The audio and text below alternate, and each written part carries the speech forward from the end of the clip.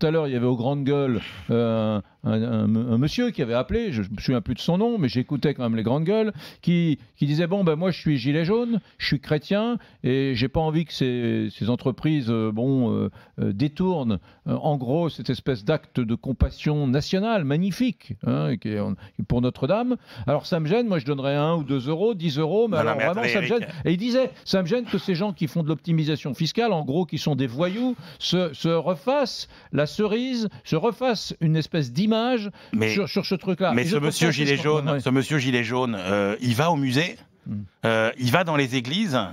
Il faut savoir qu'en France aujourd'hui, si vous n'avez pas les entreprises privées qui payent, mais il n'y a plus rien. Parce que quand on dit c'est indécent que ces entreprises s'occupent du patrimoine, mais est-ce que le plus indécent, c'est pas que l'État qui vous prélève déjà 56% de points de PIB d'impôts pour faire quoi aux 3/4 pour financer les retraites, laisse dans un état totalement impécunieux le patrimoine. Vous savez combien c'est le budget pour le patrimoine? C'est 350 millions d'euros. Ouais. L'État, il est à la rue, il a pas un sou. Ouais. Et donc, si ces Français qui râlent, ils ont l'opportunité d'aller visiter le musée du Louvre, ils ont l'opportunité d'aller visiter le château de Versailles, ils le doivent aux entreprises privées, aux mécènes privés. Donc, c'est pas seulement Notre-Dame. C'est pas parce qu'il y a Notre-Dame qui a brûlé. Alors oui, c'est un événement exceptionnel. Oui, ça a suscité une émotion considérable. Oui, ces patrons, ils ont le droit d'être émus comme tout le monde.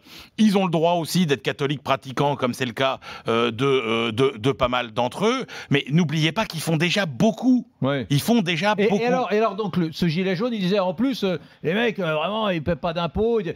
Ça m'a hérissé parce que depuis l'article qui a été publié il y a quelques semaines par l'Obs, ce reportage de Sophie Fay sur la fiscalité, sur l'empreinte fiscale, comme on dit, en gros, les impôts que paient les boîtes du CAC 40. Je ne voudrais pas aujourd'hui vous sembler indécent en défendant les boîtes du CAC 40, mais elles sont tellement attaquées culturellement chez nous que j'avais envie de le rappeler.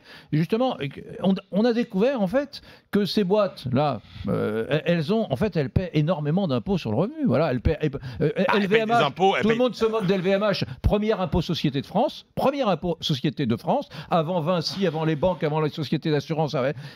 Premier impôt société de France, c'est LVMH. Donc, qui est des mecs qui appellent au 32-16 ici RMC et qui disent c'est scandaleux parce que les mecs ils font de la défiscalisation, sont des voyous et après ils se refont une image sur Notre-Dame de Paris. C'est juste factuellement faux. Il se trouve qu'ils ne se font pas une image, voilà, et il se trouve qu'ils paient mieux leurs salariés que la plupart des PME, et il se trouve, deuxièmement, qu'ils paient des impôts faramineux. LVMH, c'est l'équivalent du budget du ministère de la Culture en impôts, et il se trouve qu'en plus, ils sont généreux sur Notre-Dame, donc je ne comprends pas.